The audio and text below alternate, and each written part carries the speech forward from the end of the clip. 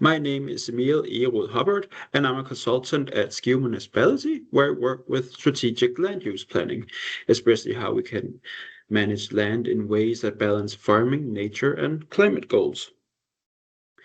I'm sorry I couldn't be with you in person, but I hope this presentation makes sense anyway. There should be time for some questions afterwards, but feel free to reach out if you want to discuss something in more depth later on. My email is on the screen. So one of my main responsibilities is coordinating the local implementation of Denmark's Green Tripartite Agreement, in Danish known as the Green Tripart, and that's what I'll talk about today. Some of you already know Skive from our collaboration here in Green Valleys, and in many ways this project represents the same thinking. How can we use our landscapes themselves as solutions for the environmental challenges?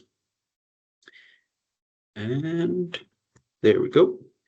To understand what's happening in Skive, first we need to look at the national picture, because this isn't just a local initiative, it's part of a nationwide political agreement that involves the whole country. And let me start with what the agreement is actually about here in Denmark. We have entered a completely new type of national agreement called Green Tripart, the Green Tripartite Agreement. It's a historic partnership between the Danish government, the Farmers Union, and the Danish Society for Nature Conservation. And these three groups have not always agreed in the past. There are actually quite big differences between them. So it's very new and very exciting that they've come together and tried to do something together as a group. And the goal are ambitious, but they're very clear. We have to reduce nitrogen leakage into our fjords and coastal waters. We have to re-wet CO2 heavy peat soils, and we have to create more nature and forests across the country. And here's the key part. It all has to happen voluntarily. So no farmer can be forced to give up land. Every single project must be based on dialogue and cooperation. And that is what makes this so uniquely Danish. It's not just an environmental plan, it's a social contract between agriculture, nature, and government. So, to understand the scale, these are the national goals. We must re-wet 140,000 hectares of peatland, reduce nitrogen losses by nearly 13,000 tons, and plant 250,000 hectares of new forest. But the point is not only to meet the numbers. The idea is to create synergies between biodiversity, drinking water protection, flood management, and recreation, and so on and so on and so on. And at the moment, the problem is our toolbox is limited to what you see on the slide. Municipalities like ours work mainly on peatland, wetland restoration projects. These are the project types that are in our wheelhouse. That's what we do as a municipality. Landowners, on the other hand, they can choose measures like permanent extensification, micro wetlands, afforestation, and we are all the time trying to get new tools developed and into our toolbox. Right now, we're working a lot with trying to get grass and multi-purpose landscapes into the toolbox, but it's just not ready yet. So this is what we have to work with currently. And to encourage action, well, Denmark will introduce new crop and field regulations in 2027, and later a CO2 tax on carbon-rich soils and livestock emissions. Yeah, to sort of encourage that we meet these goals. And now, well, Denmark has a long tradition of local governance, and the Green Tripartite follows that same model.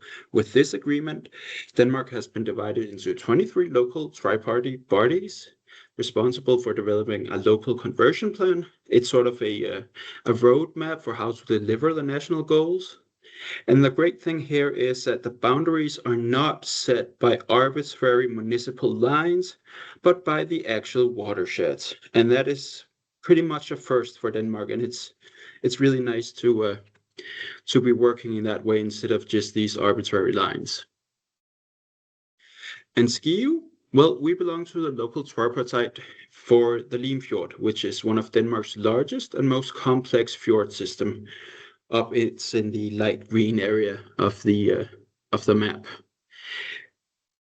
And the Limfjord area covers about 1/6 of Denmark's landmass, but it has to deliver 1/3 of the national nitrogen reduction. And this means that these 18 municipalities that we're working together, that we need to agree on one joint plan, which is, as you can imagine, quite a task. We coordinate across local borders, we align data, and we form overarching principles that every municipality has to work with. And that's sort of how we try and get the things working. But it's a massive coordination effort, and for some farmers, the implications can be very personal, especially for those with lands in low-lying areas that might need to be revetted in a very large scale. These are mainly cattle ranches in our area of Denmark. But it's not just a technical challenge, it's a social and it's an economic challenge as well. And well, this kind of transformation doesn't happen overnight. There's a long timeline with new regulations, new incentives, a gradual shift in how land is managed. So to kind of show you the picture, I have this time frame. In 2025, all municipalities must deliver a conversion plan showing how national targets can be met locally. And that's what we're really focusing on this year. And yeah, within the next month, we have to finish it. And in 2028, we will introduce a CO2 tax in peatlands. It will be about 40 Danish kroner per tons of CO2, hopefully making it more profitable to re-vet than to keep draining. I'm not sure that is going to be enough, but we'll see. By 2030, we expect a full implementation for nitrogen and peatland actions. Although, if you ask anyone in practice, this timeline is just extremely ambitious, and we just won't make it. But I'll come back to that later on, why that is. But from 2035, a CO2 tax on livestock will increase from 300 to 750 Danish kroner per ton. And by 2045, the transition should be finished. And this also includes the afforestation. So it's a multi-decade journey, changing how we use and how we value land. And the Danish model is built entirely on voluntariness, as I said before. Municipalities like Skive, well, we handle the planning, the mapping, the coordination, and manage big wetlands and peatland projects. Farmers, then they get free guidance from local advisors. In our case, it's a company called Fjordland who represents most of the farmers in the area, and they help the farmers figure out what's in the best interest for them at this given time. So it's a three-part model. The state sets a framework and funding, municipalities coordinate and plan, landowners choose to participate voluntarily. And this structure ensures that local ownership coupled with national interest, and that is crucial, is what I think at least, for this project to actually work, because it's so insanely big. So we need these parts to actually work together for it to work. But how does it play out in Skive? Well, to understand our approach, we need to understand our landscape, because our geography shapes everything we do. We're a classic agricultural municipality. About 69-70% of our of the municipality is farmland. On the map there, you can see all the pink areas are the fields that we have in Skive. We have a bit of nature areas running through.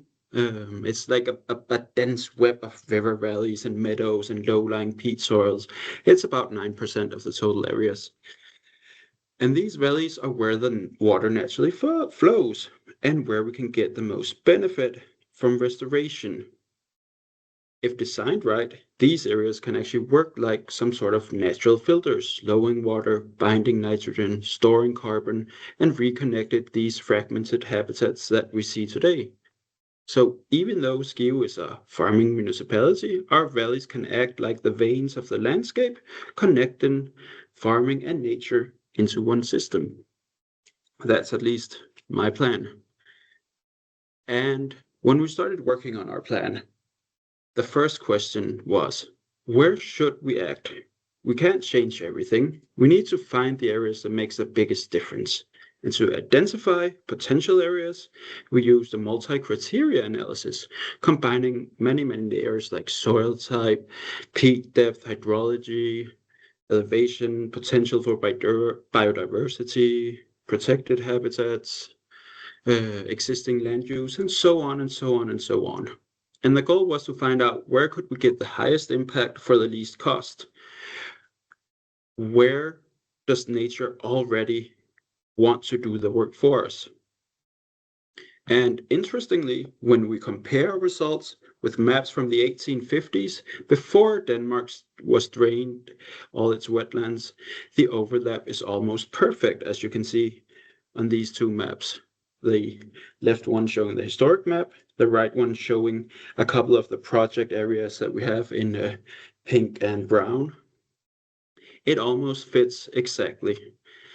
And it shows that nature's logic still holds. Water still flows where it always did. Another thing we learned is that our projects need to be large enough, ideally at least 20 hectares. Otherwise, environmental gains just don't really justify the administrative work that we have to do to make all these projects. So this is what it all adds up to. The actual plan that we have right now. It's a theoretical potential for Skive Municipality. It's a map that shows where we can make the greatest impact for the least cost to farmland. And we've identified 13,000 hectares of potential project areas. It includes 57 peatland and wetland projects, 5 micro wetlands, 20 small afforestation projects, and together they cover about 20% of the municipality's total area.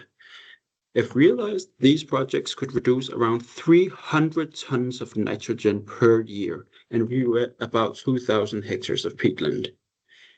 And it's important to say that this is not a final plan. It's a living map. It's constantly adjusted as we learn more from the field studies, local dialogue, so on and so forth. It's not a result as much as it is a point where the dialogue begins. But, of course, all of this only works if the people who actually own the land want to be part of it. And that's really what makes or breaks the Green Tripartite, the dialogue with farmers, or the dialogue with landowners to be true.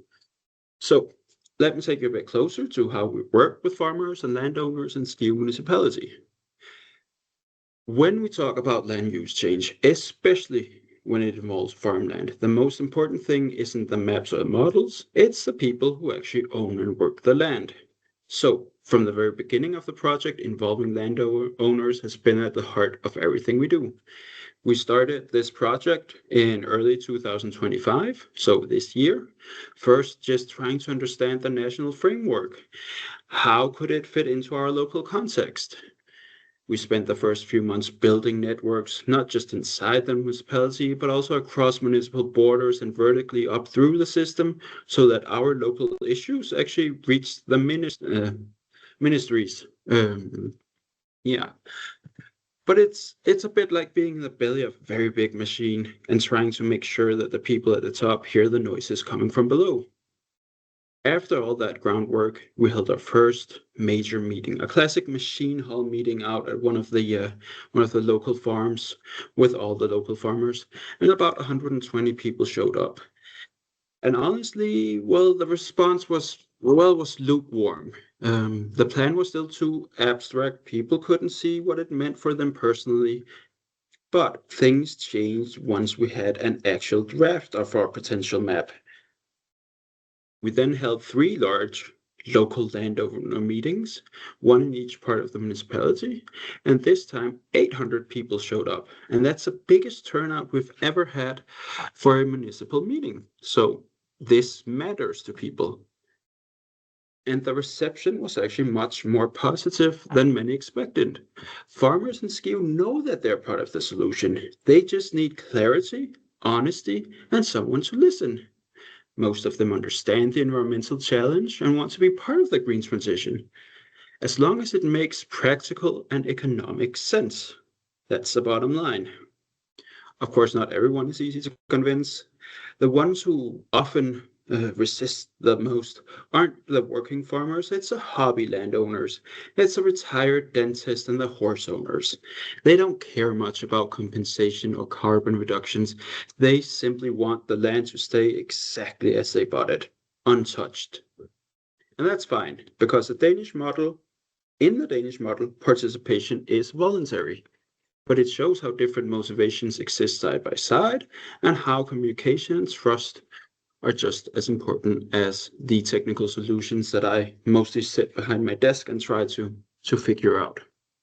So for us, the meetings are not about convincing, they're about conversation. That's how we build the foundation for the projects that actually work in real life.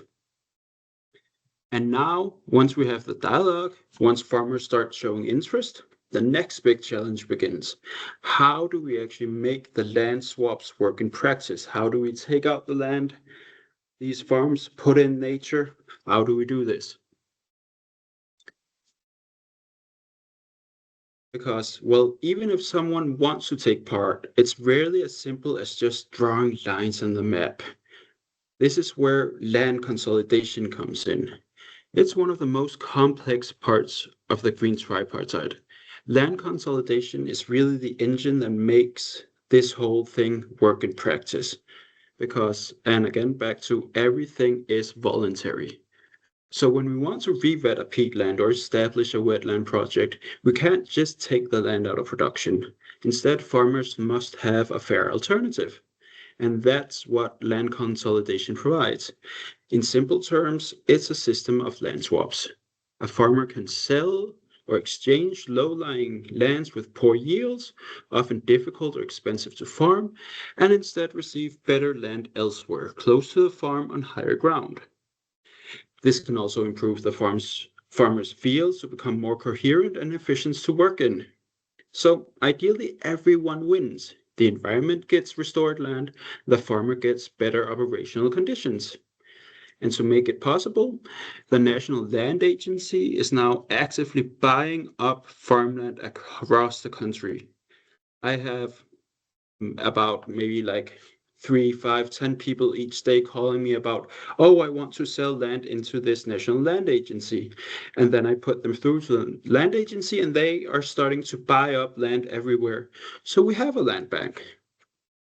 So yeah, these purchases create a kind of land bank that can later be used in swaps when the green tripartite projects are negotiated.